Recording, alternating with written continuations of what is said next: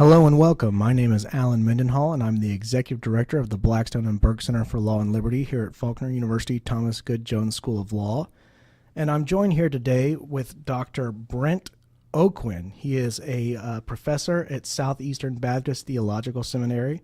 He earned his bachelor's from Louisiana State University, his master's from Miami University in Ohio, his PhD from the University of Arkansas, and he serves as the Associate Dean for Academic Affairs at the college at Southeastern. His interests include post-Civil War Southern history, race relations, and American religious history, and he and his wife Amanda, who is also a professor at the college, have 4 sons, and he's the author most recently of Thomas Goode Jones, Race, Politics, and Justice in the New South, published by University of Alabama Press in 2016. And we're here today to actually talk about that book and Thomas Goode Jones.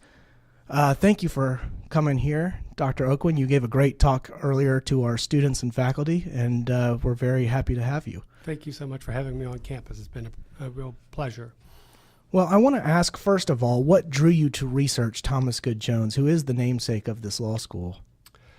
When I was in graduate school, I was just naturally drawn by my own interest to Southern history and particularly race relations.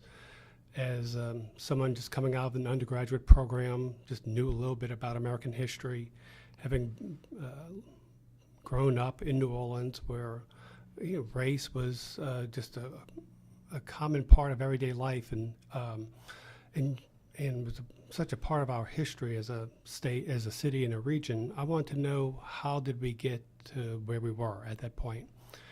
And I knew that I had to look after the Civil War, what happened once slavery was ended. And so that brought my attention to the Reconstruction era. And I began to look for individuals who were trying to steer the South in a direction other than the one it ended up going in, direction going towards segregation, disenfranchisement, lynching, and all those other things that unfortunately are such a part of our history as a region. And as I looked for individuals who fit that bill that I was looking for, I came across Thomas Goode Jones. Just in reading secondary literature, there wasn't much on him at all. In fact, the first reference to him I came across was just a few lines at the beginning of a book saying this individual is a Confederate veteran, but as a governor, later as a judge, he actually sought to get the federal government to intervene on behalf of African Americans, and that's all that was said about him. And so I was intrigued and have not stopped learning about Jones since that point. Well, and just to provide some context for our readers, Thomas Goode Jones was a Confederate soldier. He carried the flag of surrender at Appomattox Courthouse, or he was at least among the group of people who did so.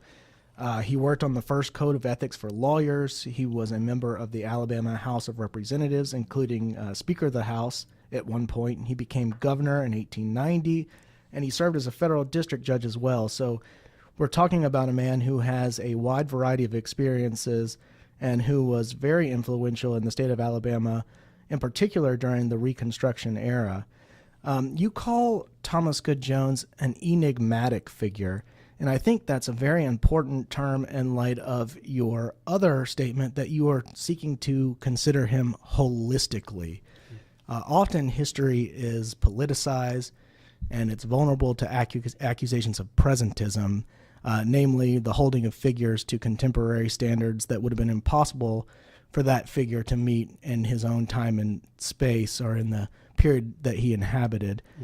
Mm-hmm. I'm curious how you set out to guard against presentism in this book, and I believe you did so very delicately and skillfully. And I'm just curious, how much of that was deliberate and how much of it just came naturally because of who Thomas Goode Jones was. Oh, that's a great question, Alan.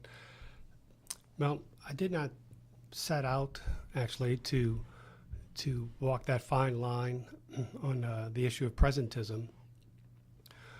Really what happened is as I began to investigate Jones more, what I found was that virtually everything I was reading was written from what we might just call a pro-Confederate viewpoint. a lot of articles going back to the 1920s, 30s, 40s, and then going back even further to his own time, written by his contemporaries. And they seem to zero in on his service to the Confederacy, the wounds he suffered in the Civil War, carrying the flag at Appomattox. And indeed, he himself was a promoter of the of memorializing Confederate soldiers, putting up Confederate monuments. So there's almost a pro-Confederate aspect to Jones, and that seems to be what really shaped his reputation initially.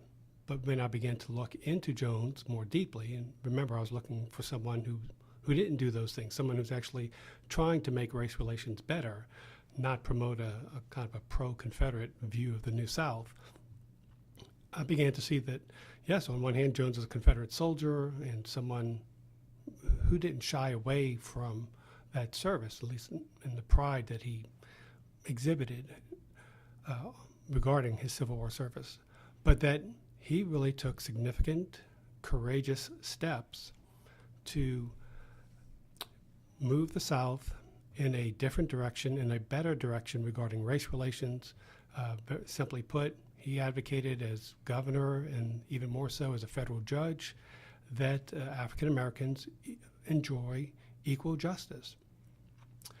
And so that it was that situation that made me aware of the presentism that you referenced, that that even some of my contemporaries, historians who had to deal with Jones, they just sort of echoed a lot of that pro-Confederate writing that came out of the 30s and 40s and 50s, and that was just all they said about Jones. Was he was kind of a carryover from Reconstruction. He was, for the most part, a typical Southern Democrat of his day, and what I was reading was telling me that for the most part he wasn't. There were some elements where that's true, but there's some significant places where he was clearly deviating significantly from the party line on white supremacy and on justice for African Americans. Well, President Teddy Roosevelt appointed Jones to the federal bench in 1901, and this immediately follows the assassination of President McKinley. Part of this appointment was part of the appointment had to do with Booker T. Washington's actual influence, and Booker T. Washington was a friend of Thomas Goode Jones. I think it's fair to say that they were friends. Yes. I want to read a couple quotes from Booker T. Washington. He said that Thomas Goode Jones is a gold Democrat and is as clean, pure man in every respect. He stood up in the Constitutional Convention and elsewhere for a fair election law, opposed lynching, and had been outspoken for the education of both races. Elsewhere, Washington said that we owe Judge Thomas Goode Jones a great debt of gratitude for what is being done in regard to exposing the peonage system in Alabama. He also said that Jones was as good a friend to the Negro as any white man in this country. So this question, I guess, is bifurcated into two, which is I would like to know a little bit more about this relationship between Booker T. Washington, number one, and number two, I would like to know a little bit more about the historical circumstances behind the appointment. What were some of Roosevelt's calculations? It wasn't just the influence of Washington, but there were also some things going on in the political arena, namely among both Democrats and Republicans, and the desire to appeal to Southern whites. It appears that the relationship between Jones and Booker T. Washington began probably in the 1880s. Jones, really for most of his public career, had a great interest in the state militia, going back to his military experience in the Civil War, and before that being a cadet at VMI. But one thing that he did throughout his time as a commander, if you will, of the state militia, was that he used those forces to try to stop lynchings. And that apparently he did that in, I believe, 1883, sometime in the 1880s, stopped a lynching in Birmingham, an attempted lynching of an African American. And the indication is that Washington contacted Jones to thank him for They may have corresponded before then, but I've not found that. But at least from that point forward, there was relatively consistent correspondence between the two throughout his time as governor, and then in the years afterwards, and obviously during his time as a federal judge. And for the most part, it is recognized that Washington was instrumental in getting Jones that appointment. When Theodore Roosevelt became president, the vacancy in Alabama came about really just weeks later. That this was one of the first acts that Theodore Roosevelt had to do as president. And so when he appointed Jones, it was national news. And it was even more so because here you had a Republican president appointing a Democrat to a relatively important position in the South. And initially, Southerners, particularly Democrats, rejoiced and celebrated the appointment. In his private correspondence, we know that Roosevelt considered Jones because of Washington, but also because he desired to create sort of a stronger, more viable Republican Party in the South. And he had come to conclude that the attempt to build the Republican Party really on the backs of African Americans, making African Americans the core of the party, had not worked in the 1880s and 90s, and before that even. And therefore it was time to sort of have the Republican Party appeal to more moderate white Southerners and try to build the party by appealing to them. And so I think Roosevelt, that was a factor in Roosevelt's decision to pick Jones, that here was an individual who had a record in the area of race in particular, but economics and elsewhere, that wasn't too far off from at least the ideals of the Republican Party. And even though Jones wore that Democratic label, his views made it so that he was moderate enough in Roosevelt's eyes, and that he was also recognized as one of those leading Southerners who might attract others to the Republican Party. He was called the best hated man in Alabama, and he's a tough figure to label or categorize with any kind of current vocabulary, any sort of at least political vocabulary. Yeah.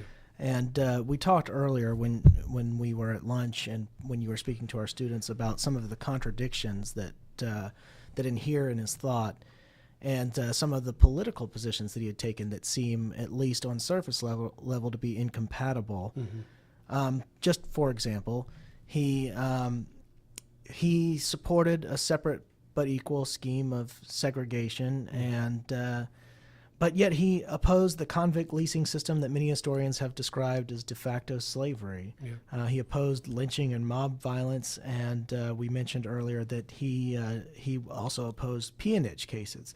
And I'm curious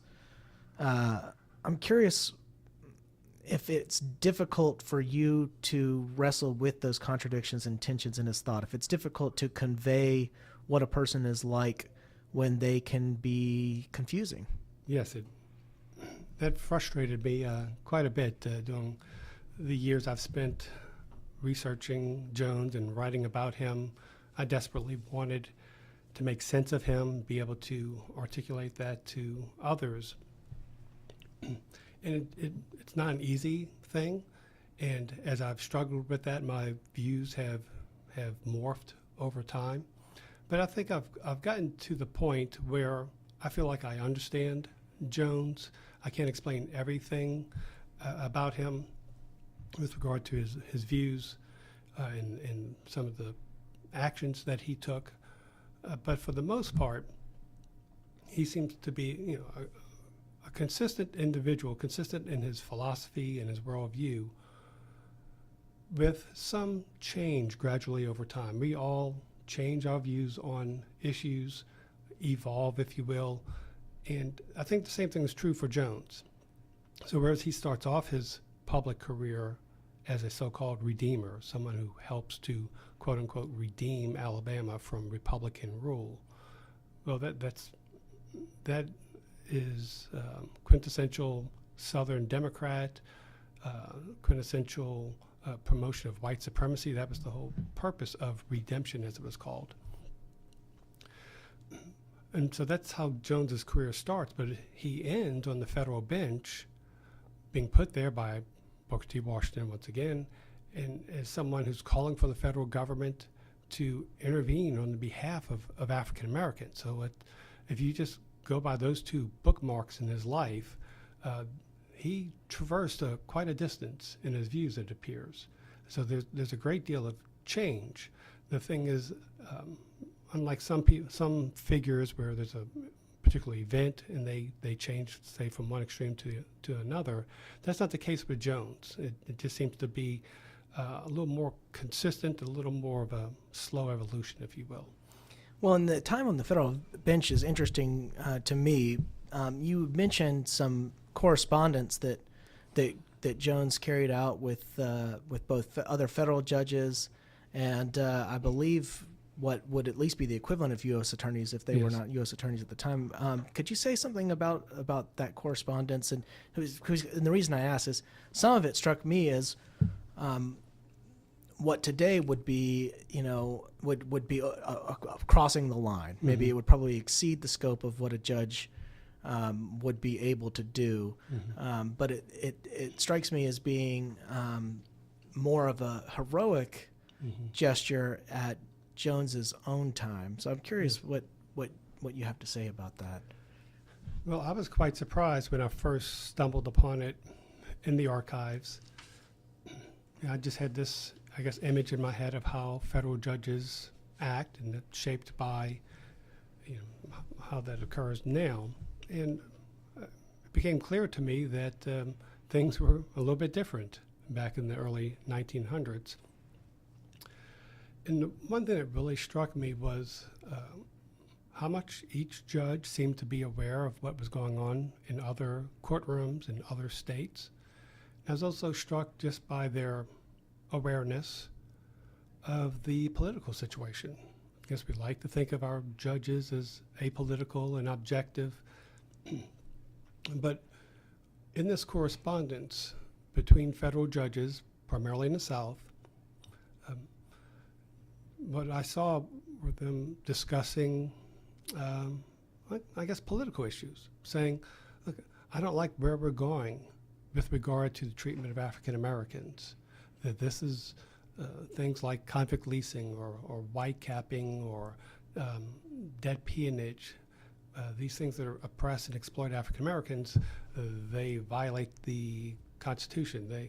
They're wrong. That's what these judges are saying to one another, and they're actually trying to craft plans as to how to tackle these issues. Saying, well, can we use the 13th Amendment, or can we use this section in the statutes to attack this particular system or this particular practice? And I just found that fascinating, like I was peering behind a curtain to see how something operates. And here you get a glimpse of how the federal judiciary, at least in the South, operated for a time, at least as it pertains to this topic of race relations.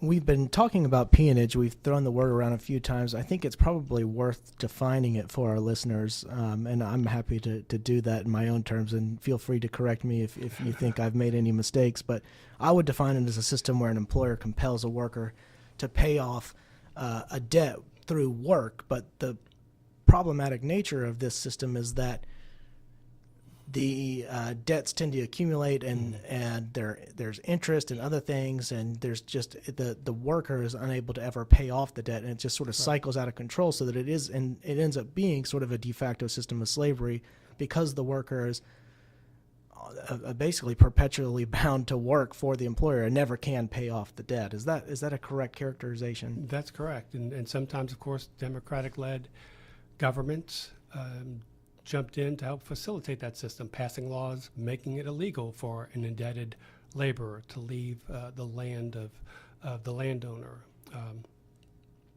or just at the local level where a sheriff or some law enforcement official made it clear to laborers, you're not to leave the land of someone that you owe money to.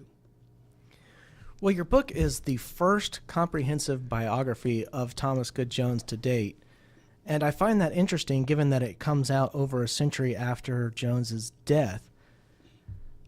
I'm curious about the archival research you did both in and around Montgomery. You were on this campus. You researched with different librarians from different universities throughout the state. You made contact with some legal luminaries in our community, such as Justice Hugh Maddox from the Alabama Supreme Court. And you had to piece together a narrative. You had to tell Thomas Goode Jones's story. And as with all stories, we have to be selective. We can't recreate an entire person's life in one book. Mm-hmm. So we have to pick and choose how we convey that story. And I'm curious how you chose to tell the story the way you told it and how you decided what to leave in and what to take out. Okay. That's a great question. And of course, as I read about Jones and researched him, I became more and more fascinated with him and was really struck for the first time just by how involved, how busy a person can be. When you start going through the records of a public figure like Jones, you're just amazed by all the various, just ventures he's involved in personal, family, but of course political, in this case legal, just how much correspondence there is. And so I felt like at times I was just drowning in a pool of archival research. And there were a number of fascinating aspects to Jones's life. My interest drew me to race relations when looking at Jones, but I think anyone going through Jones's life would pretty much recognize that that is where he really stands out. There are other aspects of his career that are worth examining and need to be written about, and that are noteworthy. But I think what makes Jones a historically significant person comes from in the area of race relations, of what he was advocating and what he did with regard to racial justice for African Americans. I think one reason we don't get a relatively full biography of him until a century later is because his efforts ultimately failed, or at least failed in his lifetime. A lot of what he advocated eventually came about. What he was asking the federal government to do, the federal government for the most part now does. But he was advocating that the Supreme Court adopt as being constitutional or proclaim as constitutional. They didn't in his lifetime, but for the most part have done that now. But I think Jones probably got lost to history as kind of a lone voice, or one of a few voices championing a particular view, and that view loses and gets forgotten about until decades later, when people going through archives kind of stumble upon what he did, as I did with Jones. I would imagine that people who have not heard of Thomas Goode Jones, who would then go and look him up and see what he did, what positions he held, where he was, what kind of player he was, not just on the political stage in Alabama, but really on a national stage, that they would be surprised that they had not heard of him before. I agree. I think part of the explanation is that Jones was somewhat of an outsider in a sense that when he becomes governor, he almost immediately distances himself from the Democratic Party in the sense of taking positions that a number of Democrats rejected and opposed, hence being called the best hated man in Alabama. That he called that by a fellow Democrat. And then as a federal judge, he was viewed by many in Alabama as a traitor to his race and to his state. And so I think those things made it so that he was briefly forgotten in history. But when you think of the fact that he's the first federal judge to advocate the federal government intervening to prosecute individuals, not states, but particular individuals who violate the rights of citizenship of African Americans. That's quite significant. That's noteworthy that someone was, not only that someone was doing that, but it was a white Southerner who is telling the Supreme Court and telling Congress, please pass these sorts of laws, please interpret the Constitution in such a way. And both of them, for the most part, told him and a few others like Jones, no. Well, Dr. Aucoin, it's been a really great honor having you here, and I've really enjoyed talking to you and enjoyed reading your book, and I thank you for being with us today. Well, thank you, Alan. Again, you're listening to a podcast of the Blackstone and Burke Center for Law and Liberty. Please join us at www.blackstoneandburke.com.